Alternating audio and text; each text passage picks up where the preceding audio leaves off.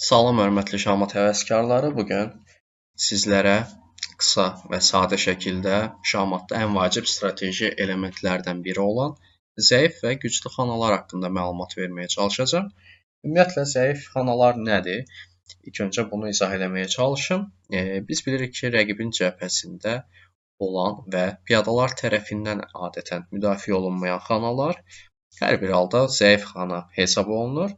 Amma təbii ki, 5-ci dünya çempionu Max Evenin dediyi kimi, əgər biz bu xanalardan istifadə edə bilmiriksə, yəni fiqurlarımızı həmin xanalara yerləşdirib rəqibin cəbhəsinə təzyiqlər yarada bilmiriksə, artıq bu zəifliyin heç bir önəmi qalmır. Bəzi hallarda isə biz görə bilərik ki, piyadalar tərəfindən müdafiə olunmayan xanalar mövcuddur, amma həmin xanaları rəqibin digər fiqurları müdafiə edir və yenə biz çətinliklə üzləşirik, yəni həmin xanaların zəifliyindən istifadə edə bilmirik. İndi həmin hallarda hansı prosesləri həyata keçirməliyik? Gəlin sizə qısa şəkildə bunu izah edeyim.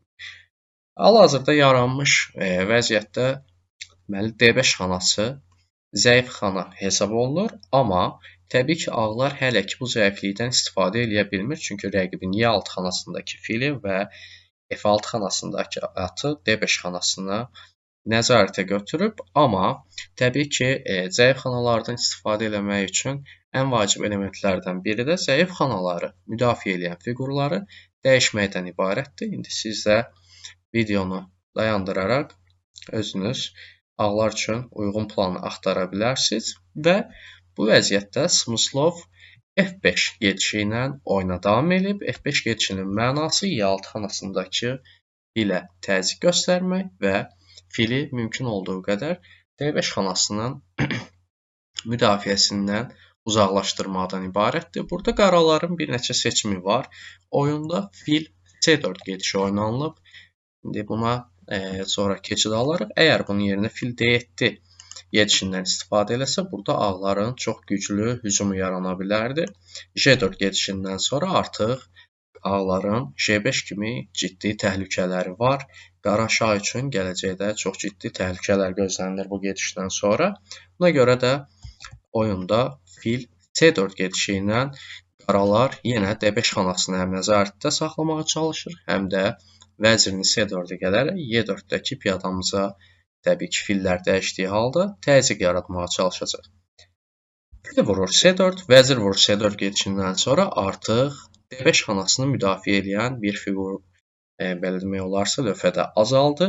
Amma hələ də F6 xanasındakı at bizə mane olur. Və bu vəziyyətdə Fischer fil J5 güclü gedişini eləyir. Məqsəd təbii ki, çox sadədir. Fil J5 gedişi ilə D5-i müdafiə edən ikinci yüngül fiquru ortadan götürməyə çalışır ağlar və gələcəkdə öz atını D5 xanasına yerləşdirərək güclü xanadan istifadə etməyə çalışacaq. Oyunda top F7-8 gedişi oynanılıb, fil vurub F6, fil F6-nın ardından at D5 və artıq ağlar D5-ə güclü xanaya atını yerləşdirməyə bacardı. Təbii ki, bu həm vəzir, həm şah cinahına doğru hücumların gələcəkdə təşkil olunmasında çox vacib hesab olunur. İndi burada C2 piyadamız bizim təzyiq altında görünür. Yəni ilk başda elə görsənir ki, qaralar vəzir C2 gedişindən istifadə edə bilər, amma təbii ki, burada vəzir C2 gedişindən istifadə etməyə çalışsa, top F2 həm vəzirə, həm B2 piyadasını müdafiə etmək üçün oynanılan bir gediş. Vəzir C6 qayıtdıqda isə top C1-dən sonra yenə vəzirə təzyiq yaratmaq mümkündür. Vəzir qaçdığı halda isə burada at C7 kimi ideyalarla 2 qat zərbələr yaratmaq mümkündür. Və beləcə ağlar keyfiyyət önə keçərək üstünlüyünü artıra bilərdi.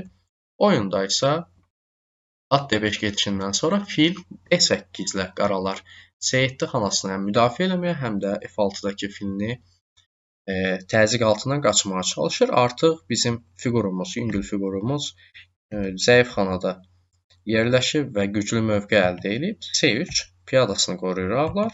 B5-in ardından B3 və əsas B3 gedişinin məqsədi vəziri Y4 xanasının belə demək olarsa təzyiqindən yayındırmaqdır.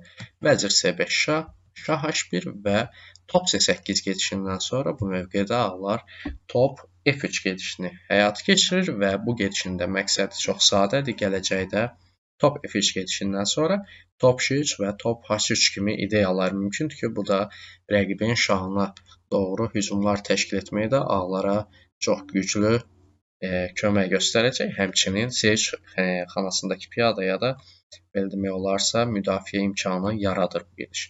Və oyunun davamında ağlar bu vəziyyətdən çox rahat şəkildə istifadə eləyərək qələbə qazanmağı bacarmışdı. İndi isə keçid alaq növbəti vəziyyətimizə. Növbəti vəziyyətimiz də yenə Siciliya müdafiəsindən yaranıb və bu vəziyyətdə artıq qaralar D5 xanasını təbii ki, çox güclü şəkildə müdafiə eləyir.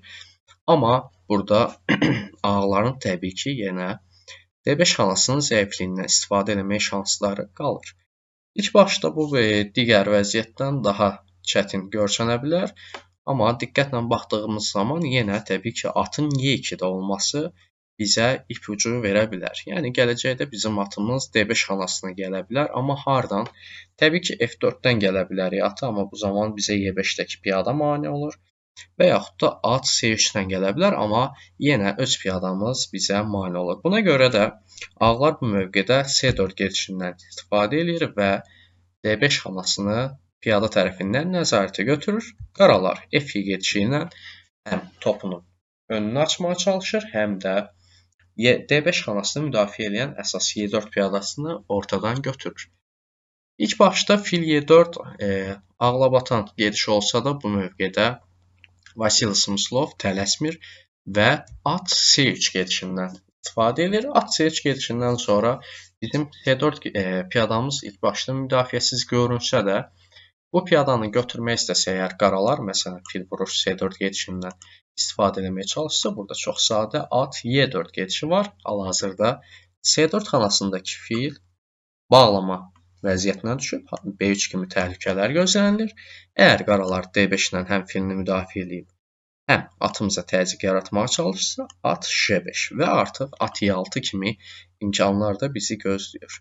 D4 gedişinə isə biz filimizi zərbə altından qaçmırıq, əks hücumla at Y6 ilə cavab verə bilərik. D7-nin ardından vəzir vurur Y3 və hal-hazırda həm vəzir, həm top zərbə altındadır. Fil atı götürə bilməz, çünki az öncə dediyim kimi top fili bağlamaya salıb. Vəzir C8-ə isə burada at vurur, F8 gedişindən istifadə etməyə mümkündür.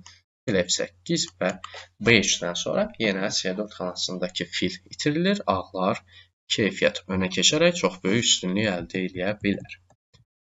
İndi isə biraz geriyə qayıdaq. At C3-dən sonra qaralar deməli at F5 gedişindən Y3-dəki filə həm təzyiq yaratmağa çalışır, həm də lazım olsa gələcəkdə at D4 gedişi ilə geridə qalmış D6 piyadasının zəifliyini də belə demək olarsa bloklaya bilər. At vurur Y4, at vurur Y3 gedişlərindən sonra vəzir Y3 və hal-hazırda D5 xanası sadəcə fil tərəfindən qorunur və ağların planı çox sadədir. At J5 və filə təzyiq yaratdıqdan sonra filini D5 xanasına gətirə bilər. Buna görə də qaralar ilk öncə H6 gedişindən istifadə edir. Top F-D1, D6 piyadasına bir təzyiq, top F-D8 və top A-C1 gedişlərindən sonra qaralar top A-C8-lə yenidən C4 piyadasına təzyiq artırır, amma ağlar B3-lə piyadanı həm müdafiə edir. B6 gedişinə isə çox sadə şəkildə artıq zəif xana, yəni D5-in zəifliyindən istifadə etmək üçün fiqurların mövqeyini dəyişdirməyə çalışır. At C3 güclü gediş və at C3-dən sonra artıq yüngül fiqurlarımızdan biri D5 xanasına rahat şəkildə oturub rəqibin mövqeyinə təzyiq yarada biləcək. Və bu mövqeyinin də davamında həm D6 piyadasının zəifliyi, həm qara xanalı filin, J7 xanalısındakı filin zəifliyi ağlara qələbə qazanmaqda kifayət eləyib və oyunun davamında ağlar fiqurlarını D xəttində birləşdirərək həm D5-in, həm geridə qalmış D6 piyadasının zəifliyindən istifadə edərək çox rahat şəkildə oyunu qələbə ilə başa vurub.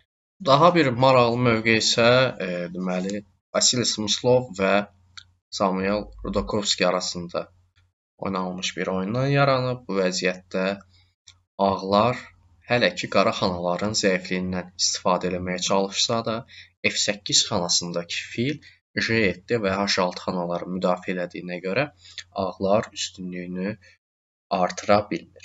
Və buna görə bu mövqedə təbii ki, F8 xanasındakı fili əgər biz ortadan götürə bilsək, yəni həm dəyişdirə bilsək, həm yayındıra bilsək, artıq zəif xanalardan istifadə etmək şansımız yarana bilər. Bundan başqa da bizim şah cinahında çox güclü hücum şanslarımız var, hansı ki, J xəttindəki piyada əgər buradan yayınsa, vəzir J3, vəzir J4 kimi ideyalarla şaha təzyiqlər yaratmaq mümkündür və bunları nəzərə alan ağlar top C5 gedişindən istifadə edir, vəzirə təzyiq yaradır, amma bir saniyə fil C5-dəki topu vura bilər. Əgər fil C5-dəki topu götürməyə çalışarsa, məsələn, fil C5 gedişindən istifadə etməyə çalışarsa, D-C gedişi ilə ağlar həm D7-dəki filə təzyiq yarada bilər, fil qaçdığı halda isə burada artıq qara xanalar müdafiə edən fil olmadığına görə vəzir Y3 gedişi ilə oyun demək olar ki, başa çatır. Çünki hal-hazırda vəzir H6 təhlükəsindən qaralar xilas ola bilmir. Buna görə də top C5 çox güclü bir gedişdir və top C5-dən sonra oyunda vəzir A2 gedişindən istifadə edib qaralar. Vəzir A2-dən sonra hələ ki, yenə biz qara xanaların zəifliyindən istifadə edə bilmirik, amma top H5 gedişi ilə fiqurlarımızın mövqeyini yaxşılaşdırmağı bacarırıq. Gələcəkdə top H7, vəzir H3 kimi ideyalarımız yarana bilər bizim. Az öncə dediyim kimi, əgər piyada topu götürmək istəsə, burada vəzir J3-dən sonra maraqlı mat kombinasiyası yarana bilər. Buna görə də top H5-ə qaralar hələ ki Y5 gedişi ilə cavab verir və filinin diaqonalını açaraq H3 xanasını nəzarətə götürməyə çalışır. D7 gedişindən sonra yenə D7-dəki fil təzyiq altındadır topumuz tərəfindən. Fil E6 və burada da vəzir F4-dən ilk öncə vəziri H4-ə gələcəkdə keçirə bilər ağlar. Vəzir vurur B2, E2-dəki hələ ki filimiz təzyiq altındadır bizim. Buna görə rəqibin şanslarını da təbii ki nəzərə almaq lazımdır. Fil F1 və fil E7 gedişindən sonra təbii ki filləri dəyişdirmək ağlara sərf eləmir. Çünki artıq fillər dəyişdiyi halda qara xanalardan istifadə etmək bir qədər çətinləşəcək. Buna görə də vəzir H4 və yenə artıq 6-cı gedişdir ki, ağların topu demək olar ki, H5 xanasında müdafiəsizdir, amma yenə topu götürmək mümkün deyil. Fil C5 güclü gediş və fil C5 gedişindən sonra deməli, vəzir H4-ün əsas məqsədi burada həm 7-dəki fili ortadan götürməkdir, həm də top H7 fikirləri var. Fil C5 isə burada elə demək olarsa hiyləgər bir gedişdir. İlk baxışda elə görsənir ki, top H7 gedişindən sonra burada ağlar çox rahat şəkildə qələbə qazanır, amma qaraların burada maraqlı bir taktiki zərbəsi var və vəzir F2 gedişi ilə hal-hazırda həm şahımıza, həm vəzirimizə bir təzyiq var. Amma biz vəzir F2 vura bilərik. Bunun qorxulayanı yoxdur. Fil vur F2, şah F2-dən sonra ilk başda yenə H8-dən mat eləyə bilər kimi görünür vəziyyət. Amma şah H7-dən sonra artıq vəzirimiz H4-də olmadığına görə bu vəziyyətdə ağlar üstünlüyü qazana bilmir.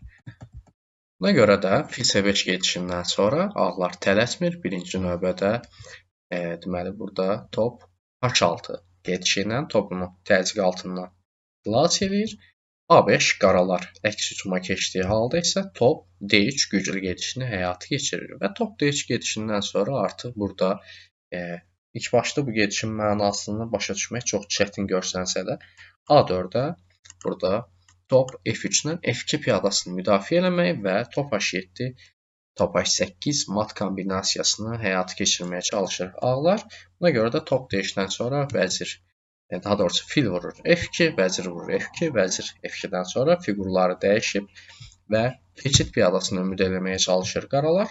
Şah vurur F2-nin ardından A4, fil E2, A3 qaralar vəzirə bir qədər də yaxınlaşsa da, amma yenə qara xanaların zəifliyini özünü göstərir və bu mövqedə ağlar J4 gedişini oynadıqdan sonra artıq qaralar təslim olub. Çünki Əgər məsələn bu mövqedə A2 gedişindən istifadə etməyə çalışsa, çox maraqlı bir taktiki zərbə həyata keçirə bilər.